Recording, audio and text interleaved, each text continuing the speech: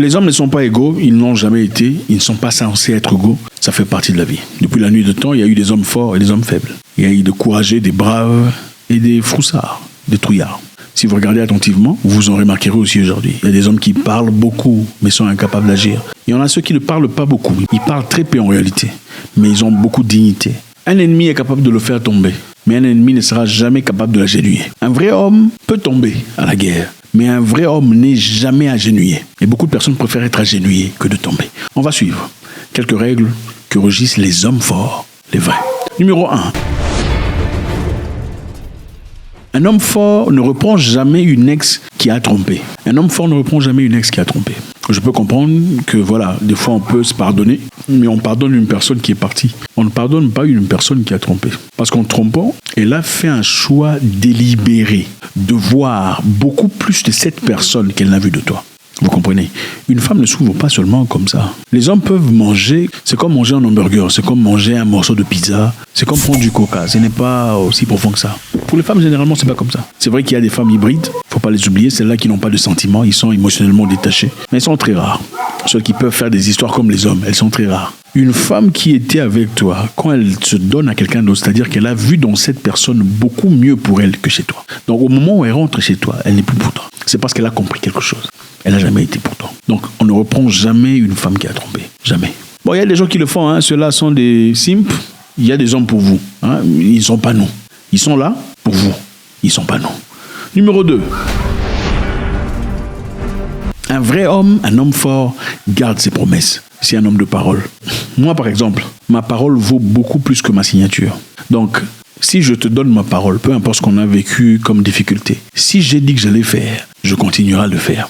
Si je t'ai promis de t'envoyer à l'école et qu'on s'est pris la tête, toi et moi, le fait qu'on s'est pris la tête, si tu as déjà commencé à partir à l'école et qu'il faut le faire pendant 1 an, je continuerai à payer ton école pendant 1 an. C'est ça, le genre d'homme que je suis. Un homme vrai est toujours derrière sa parole. Donc, sa parole vaut de l'or. Ce n'est pas comme ces gens, oh, je viendrai, il ne vient pas. Oh, je vais acheter, il n'achète pas. Oh, je vais te le rembourser, il ne rembourse pas. Les hommes ne sont pas comme ça. Quand un homme prend l'argent de quelqu'un, il le rembourse avant qu'on ne l'appelle. Beaucoup de gens ici sont des garçons adultes. Voilà, des garçons adultes, mais ils ne sont pas des hommes. On se qualifie de devenir un homme. Quand un homme prend ton argent, il dit vendredi, il va te payer. Et si vendredi arrive et qu'il ne te paye pas, c'est-à-dire qu'il t'avait appelé préalablement pour te dire, frère, je suis en difficulté, je ne pourrai pas le faire vendredi. Est-ce que tu pourrais m'accorder encore quelques jours? C'est ça, un homme. Un homme de promesse. Je vais t'épouser à la fin de l'année. Avant de la fin de l'année, il va le faire. S'il ne le fait pas et qu'il n'y a pas eu d'histoire majeure, il n'a pas eu de conversation par rapport à ça, ce n'est pas un homme. Numéro 3. Si tu n'es pas invité, ne pars pas. Si on ne t'a pas invité à une fête, si tu es un homme, tu ne pars jamais. Oh, je me suis improvisé à une fête. C'est honteux et embarrassant. Et si on t'appelle à la dernière minute, la fête était prévue le vendredi, le soir, c'est le matin qu'on t'appelle, il ne faut pas partir. Si on t'appelle le matin pour une fête de soir, n'y va pas. Parce que tu n'étais pas prévu dans cette histoire. Okay? Tu n'étais pas calculé. Au fait, on t'appelle seulement parce que voilà, une personne était censée venir. Cette personne a dit je ne pourrais pas venir. Voilà pourquoi finalement ils ont besoin d'une personne extra. C'est pourquoi on t'a appelé. À moins que ça soit une histoire où tu es en train de bénéficier de l'argent. Là, c'est bon. Si on t'appelle, oh, viens, tu vas prendre $20 000. Viens, tu vas rencontrer Aliko Dangote. Viens, tu vas rencontrer Mohamed Razim, avec lequel vous allez discuter. Pourquoi? Parce qu'il y a des avantages. Tu peux y aller, ce sera peut-être une opportunité, disons que c'est une bénédiction venant du Créateur, qui te permet de rencontrer les gens forts afin que tu puisses évoluer. Mais si c'est seulement, oh, c'est une fête là de barbecue, machin, histoire, Solange a organisé, on t'a appelé à la fin, faut pas partir. C'est souvent là-bas que les gens tombent. Faites très attention. Un homme fort est une personne ponctuelle et respectueuse. Quand il dit je serai là à 15h, il est là à 15h. Au fait, avant 15h. Il n'y a pas de air africain, je suis venu en retard, tout ça. C'est un manque de respect. Si vous voulez vérifier ça, demandez à la personne de venir vous voir à 15h pour prendre de l'argent. Regardez l'heure. Demandez à une personne, viens prendre l'argent. J'ai $1000 pour toi. Okay? Même $500. J'ai $500 pour toi. Rencontre-moi ici à 15h. Il sera là à 14h02. Pourquoi quand il faut vous rencontrer pour d'autres histoires, ils sont en retard? Un homme fort, un homme intelligent, un homme est toujours ponctuel. S'il ne peut pas être ponctuel, il le dit préalablement. Ici, on est en train de reformer les hommes. Un homme apporte toujours le cash avec soi. Si tu es un homme, tu dois toujours avoir du cash dans ta poche. Peu importe la situation, tu peux avoir un téléphone, tu peux avoir un machin d'histoire, il peut arriver deux fois que ça ne fonctionne pas. Tu peux avoir les histoires machin, il peut y avoir pas de courant. Il peut y avoir des catastrophes, des situations compliquées, il faut toujours avoir du cash avec toi. Vous partez dans une fête, vous partez au marché, vous partez au restaurant, il faut avoir de l'argent. Même si on t'invite, il faut avoir de l'argent parce qu'on ne sait jamais ce qui risque de se passer. Il faut avoir du cash parce que le cash, c'est le vrai argent.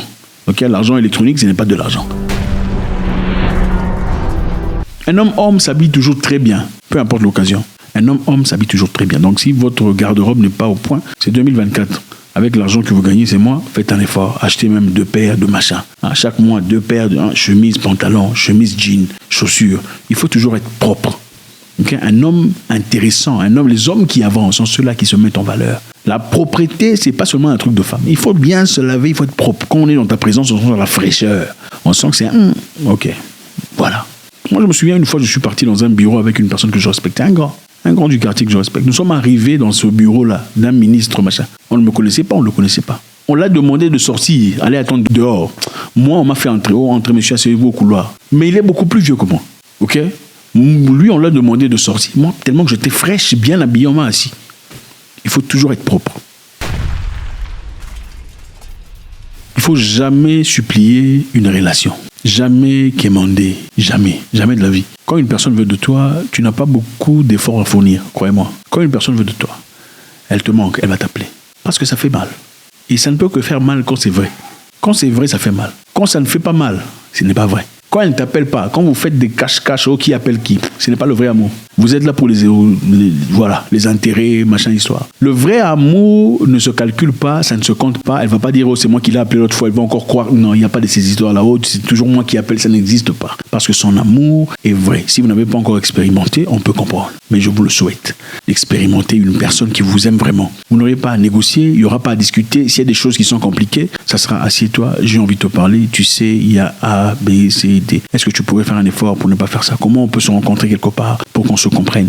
Je veux vraiment que ça réussisse. Est-ce qu'on peut... C'est ça. Ce n'est pas elle en train de supplier ou tout ça, lui. C'est la personne devant toi étant un adulte, comprenant 2, c'est qu'elle veut vraiment. Numéro 3, certainement veut être avec vous. Il ne faut jamais supplier l'amour. Je vais l'appeler, je vais lui envoyer un message quand elle se lève le matin pour lui montrer que je n'importe quoi. Il faut envoyer ça quand vous êtes certain que vous êtes déjà ensemble.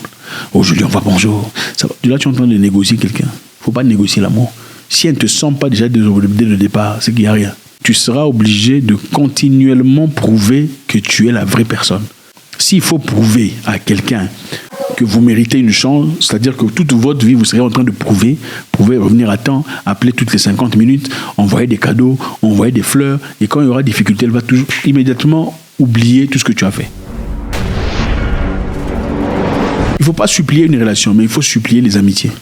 Il ne faut pas supplier une relation, mais il faut supplier les bonnes amitiés. Attention, il y a les amitiés de « Ah, mon ami, comment tu vas ?» tout ça. Il y a des amitiés, des intérêts. Il faut le comprendre. Il y a des amitiés où vous avez des portes ouvertes. Des amitiés où l'argent coule à flot. Des amitiés qui vous permettent de rencontrer des gens influents dans votre société. Des amitiés qui vous permettent de changer votre vie. Ces amitiés-là, on les supplie. Oh, moi, je ne lèche pas les culs des gens. Il faut lécher certains culs, temporairement, stratégiquement, petit. Lèche-cul stratégique. On ne lèche pas tout ça, mais lèche-cul stratégique. Il ne faut pas être un lèche-cul permanent, attention. Il faut être un lèche-cul stratégique. Je lèche les culs pour avoir autant, tout ça, cette opportunité qui va m'ouvrir le père. Voilà, je vais acheter des voitures, je veux revendre, et voilà. C'est comme ça qu'on fait. Les gens qui réussissent dans la vie sont les mêmes personnes. Regardez le gouvernement en Afrique, ce sont les mêmes personnes qui reviennent. Il était avec le président ancien, il est revenu avec le premier ministre souvent. Ce sont les mêmes personnes, les mêmes cercles. On ne supplie pas l'amour, on supplie les connexions, les amitiés, les bonnes. Ok? Ne soyez pas un lèche-cul perpétuel. Le monsieur qui vit derrière les gens. Oh, chef, patron. Tu vois, toute la vie, ce n'est pas bien. Un vrai homme ne peut pas être ça. Un vrai homme peut être stratégique en moment de faiblesse pour s'établir. Quand tu t'établis, tu arrêtes le lèche-cunisme. Il faut avoir une force. Si vous regardez une personne qui est fort, apprenez de lui. Il ne faut pas aller vous battre contre lui. Mais léchez le cul pas permanentement. Il faut lécher le cul de manière temporaire. En bonus, il faut rester curieux. Un homme fort reste curieux. Il continue d'apprendre les nouvelles leçons de la vie. Il continue d'apprendre comment fonctionne la vie. Avez-vous déjà appris sur le AI? l'intelligence artificielle. Ça va changer les choses. Vous savez comment les téléphones ont changé les choses? Avant, les gens pensaient, on n'a pas besoin de téléphone. Vous connaissez la machine à taper. Quand la machine à taper est venue et quand elle est partie, beaucoup de gens pensaient que... il y avait même de professions, comment vous appelez ça? Saisisseurs, saisis, machin, les gens qui tapaient la machine là. Ils tapent très rapidement. Où ils sont-ils aujourd'hui? Il faut s'adapter.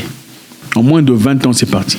Okay, le AI est là pour rester. Okay, il faut savoir comment s'y mettre. Et beaucoup de gens sont en train de se faire beaucoup d'argent à travers l'intelligence artificielle.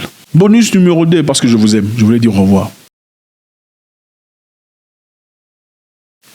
Paye pour tes propres histoires. Un homme fort paye pour ses propres histoires. Un homme fort ne vient pas négocier. Ah, mon cher, tu vois, est-ce que tu peux me donner l'argent? Je vais te rembourser plus tard. Bon, d'accord. On peut se retrouver dans des moments difficiles comme ça, mais ce n'est pas chaque jour que tu négocies. Vous entrez en voiture, vous allez au restaurant, sors ton argent, ton portefeuille, paye.